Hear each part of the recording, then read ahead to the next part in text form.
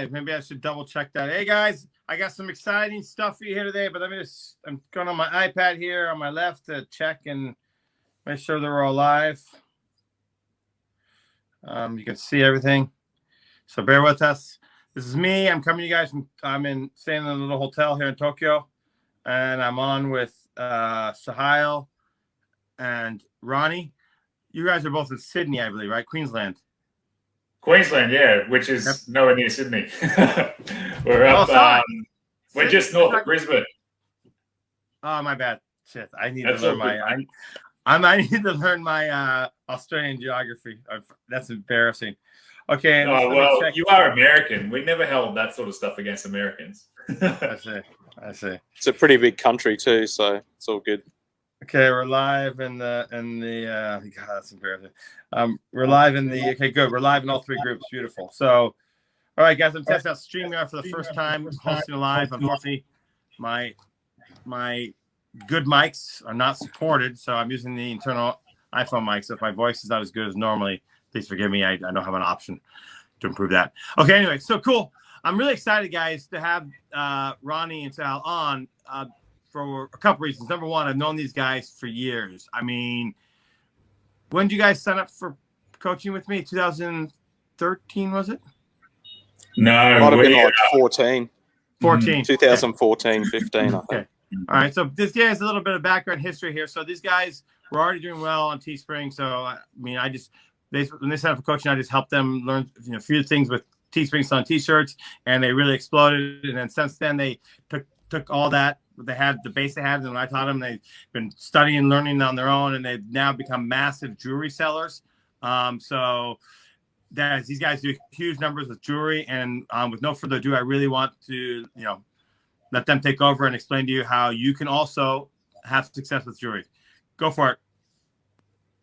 Yeah, cool. So I guess we actually met up in London too when we were at FavCon together, right? I forgot to mention that we were all selling quite well on Teespring, and we were invited to speak at there's a company called Fabrity and Teespring. Fabrity was like the sister company of Teespring in Europe, filling for Europe. They flew us, all three of us, out along with a couple other speakers to London, and yeah, we had a really good time speaking there. And we hung out, and after the event, we had a copious amount of alcoholic drinks. It's some little pub. I don't even know where it was now. Like we caught the train out there. Yeah, I cannot remember. But yeah, I remember it was a massive afternoon drinking session, but a good time too. Yeah, no, it was good. It's so strange, like this world that we live in online. Like, being online all the time, we meet so many different people, and you literally, like, when you catch up, it's just like catching up with a mate. Like, there's no awkwardness in that. When you first meet people, trying to understand who they are or what they're about, it's good. But especially in our cases, because we did all that, we were talking weekly for a few months. So yeah, that's right. So and look, it's not just jewelry that we've had a lot of success with over the years either. I mean, the training that you provide and the stuff that we've done, it's like it's easily transferable across multiple different products, right? Like they always say, whether it's a $10 mug or a $200 piece of metal art, the techniques and how you're selling is still the same. So and that's what it takes us through. I guess I'm not sure if your followers would know who we are, but yeah, I started back in 2010 with Bambino Brands, which was a baby and maternity flash sales website, where it is similar sort of selling to what we do with the the campaign style stuff with T-shirts back in the day, but it was for baby maternity products, like selling prams and cots or cribs or whatever you want to call it, all that kind of stuff. And that sort of rolled into 2014 when we really started seeing the silly numbers that people were posting with T-shirts, and quickly got started with a law down here in Australia that had been passed against the bikers, and we came up with this slogan that was like "Good biker, bad laws," and it went absolutely ballistic, and they loved it. And it was the shittiest design you could imagine. Like You know, I didn't have any design skill at all. So I literally got a clip art skull somewhere, found some gothic looking font and slapped it together and put on the shirt. Not thinking that it would sell that much. And, you know, the one of the biggest terms that we hear all the time, or phrases, is ugly sells. And this was, you know, a perfect example of that. It was the first campaign that we had success with. Like back then you had to sell 20 products just for it to tip. So you're in the hole a few $100s before you even knew if something was going to sell. You know, so that one ended up doing 125 units in that first week, off about $100, I think. So it went. We were like, "Holy shit!" That's a nice return. Yeah, we're like, "That's sick." Like, anyway, we got it redesigned, and the next couple did over 300 each. Off, you know. I think 10% again. Like, it was just stupid sort of returns we were getting on these shirts. And then a few weeks later, we got onto the t-shirts, and that was when it just absolutely went bonkers. You know, the age campaign. Sorry, and that's, you know, all it said was limited edition, made in 1963, built to last, and I had a picture of Australia in the center of it. And I don't think at that time anybody had targeted Australia with it. And you know, we launched it to 2 or 3 shirts, and overnight, like, that sold, God, I can't even remember how many, but we woke up and we were like, holy shit, these have just made $500 profit each overnight. Then we scaled it across 30 years, and these things blew up, and we ended up doing like $300,000 in like 3 weeks off these shirts, and about $100,000 of that was the ad spend. It was insane, and that wasn't revenue, that was our Teespring profit, right? Like, revenue-wise, it probably would have been close to double that. But it sort of, you know, it allowed us to go, you know what?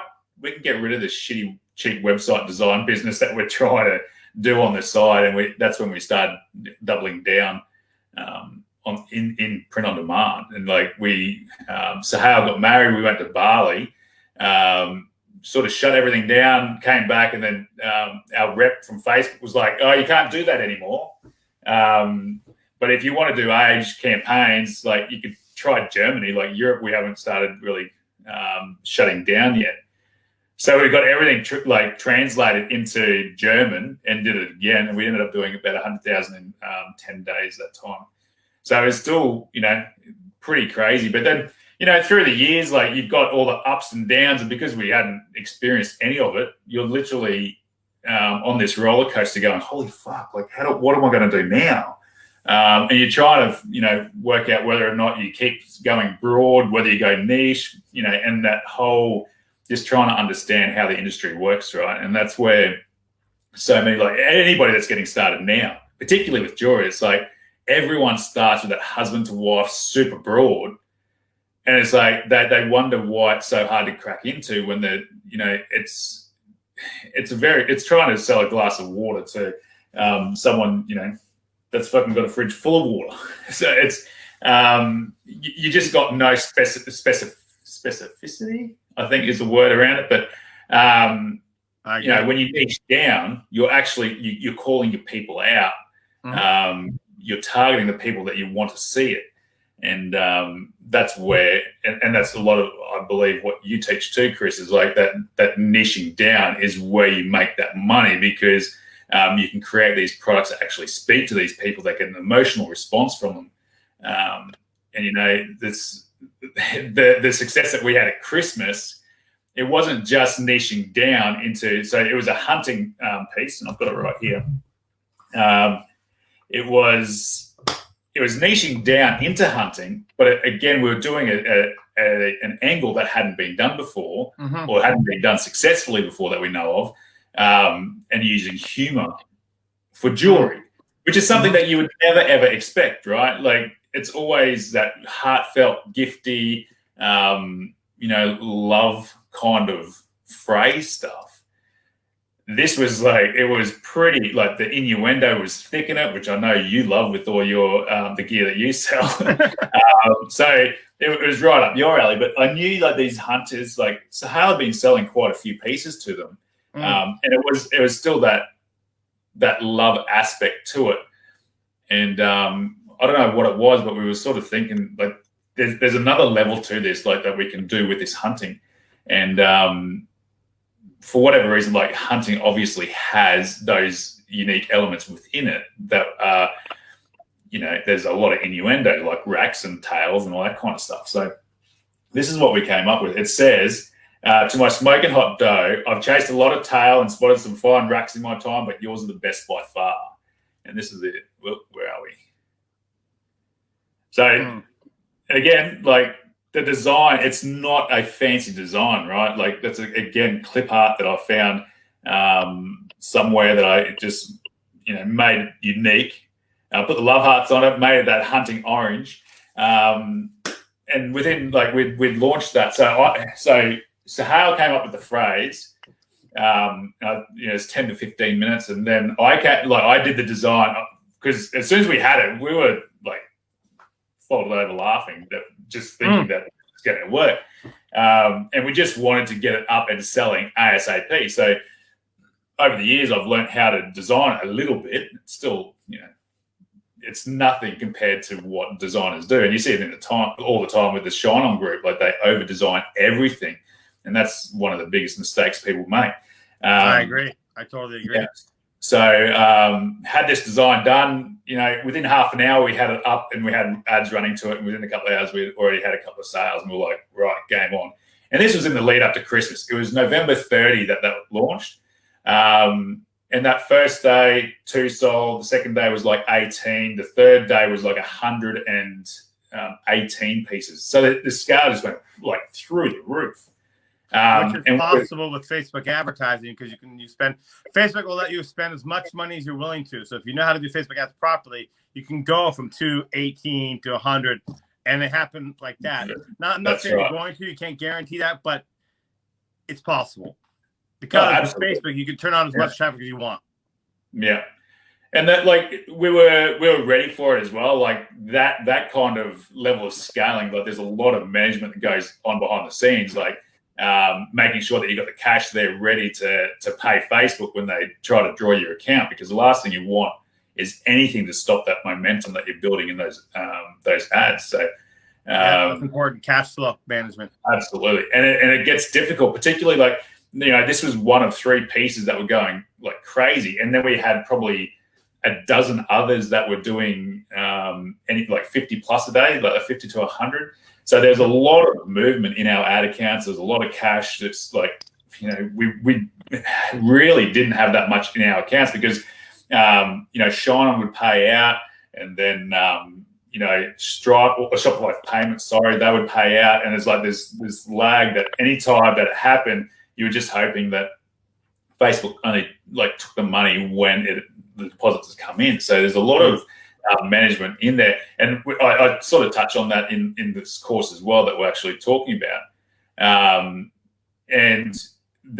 which I guess brings me to the point of this course, right? Is the Jewelry Juggernaut, which is a course that we put together, and it's the first course that we have ever done in 7 years of being online. Like I've had Store Hacks, like the blog that goes in depth with different topics within the industry. So it could be, platform reviews or product reviews, case studies, interviews, all that kind of stuff. I wrote a full-on case study about this particular piece from Christmas that goes into the rules that we used, how I scaled it, like how we actually crafted that piece as well. And we've never held anything back. Like anything that's gone onto storehacks.com is from experience, like compared to other blogs, and like this is where people like you, Chris, stand out, is like typically blogs come from a place where it's theoretical. Like this is what you should do to get these results. It's never from experience, because experienced sellers are always, in their businesses doing the work and all that kind of stuff, and very, very rarely cross over into that. It's a whole other world, like blogging. But what I'm trying to say is like storehacks.com is all experience-based content. So it's, when we're writing a review or whatnot, it's from, this is our experience with this platform, which is what I've always wanted when I'm looking for content. So, so Jewelry Juggernaut is really built around those elements. Like whilst it's fully focused on jewelry, like the techniques that you teach, a lot of it can be applied to multiple different products across thousands of different niches. It's but it's effectively hand holding. So it's like there's a Shopify tutorial on how to build out a Shopify store that actually builds trust. So and there's elements within these stores that immediately, if you have them in place, people aren't questioning whether or not they can trust you. But without them, and it's probably half a dozen that are key to making sure that trust is there when they land on your page. If you don't have any one of those, it immediately starts those questions from your customer going, oh, I don't know. Like they might not even know it themselves. It's just like that subconscious going, something doesn't feel right. Because when you see these professional websites, it could be, oh God, the big department store websites, that when you go to them, everything, there's a theme across all of them. Like it's just, there's trust. Game aside, there's just that inbuilt, comfort knowing that when you order from these guys, it's going to show up. So, that's part of this course is like, this is how you build that trust. Getting your phone numbers, how to get a voicemail set up that makes sure that, when people call you, the calls are answered. It's like, how do you do that and make it sound legit whilst making sure that your time isn't focused on answering these customer service calls, right? So, we've got, the standard operating procedures for like when you're hiring staff, which is a key thing too, because you don't want your staff always annoying you.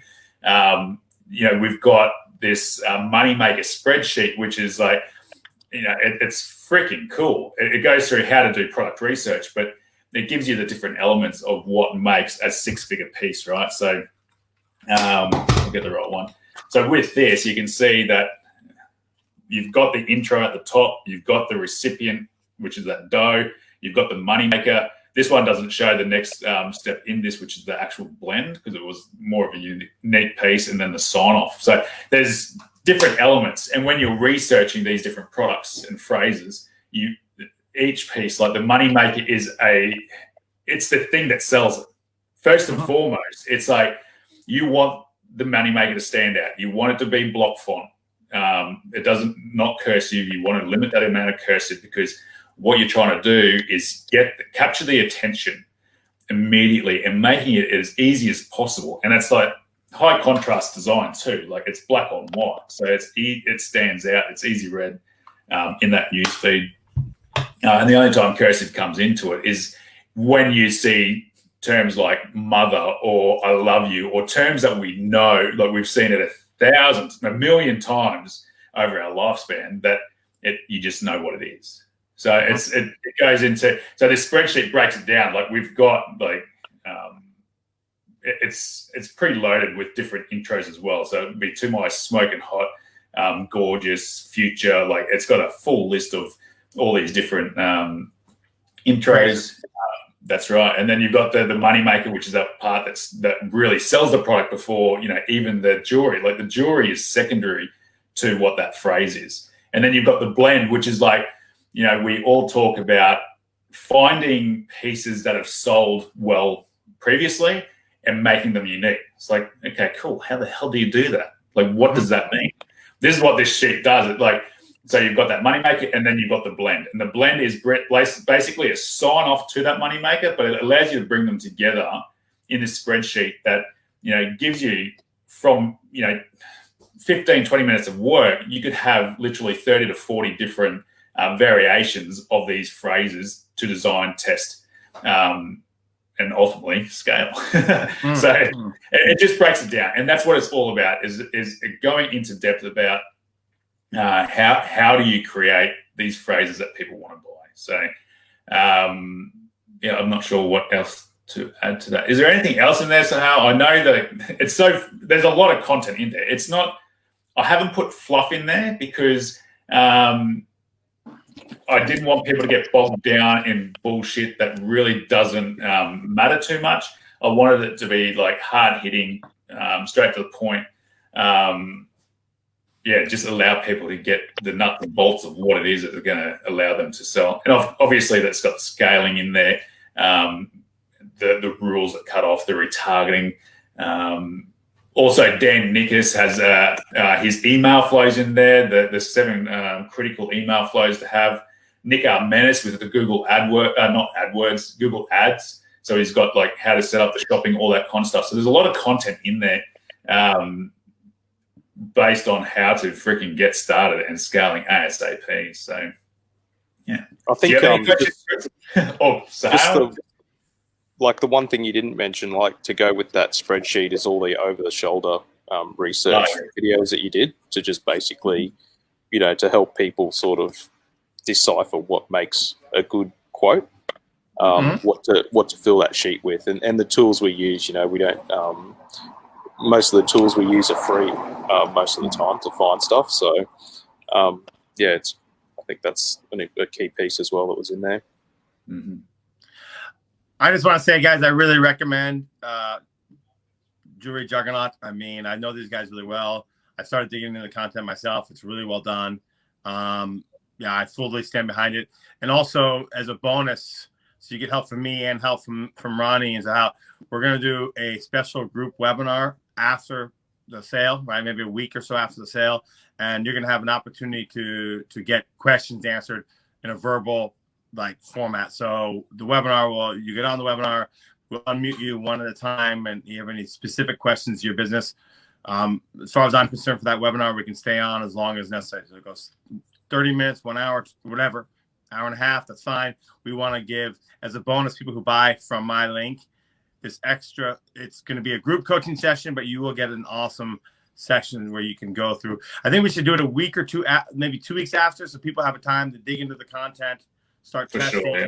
And then you can come back to your actual verbal questions on that group webinar, and that I think that'll be more valuable than doing it suddenly, because then people may not have fully dug in or applied some of the principles, and so it's better to do it farther out. So that'll be a bonus. You buy through my link. The link is Store Hacks. So store, Ecom store, like a store. Hacks, the hacker, the hacks, HACKS.com / Chris Blair. You guys know who I am. So repeat that again, storehacks.com / Chris Blair. I'll be posting the link around over the next several days. So I think we'll run this promo for 3 or 4 days, and then we'll close it up. Haven't decided the exact time. I fully stand behind this, which is why I set up this live stream, and we'll be mailing out and posting links here shortly. Awesome. Cool. Thanks, guys. Sounds good. Cheers. Thanks, Chris. Man. Thanks, everyone. Bye. See you.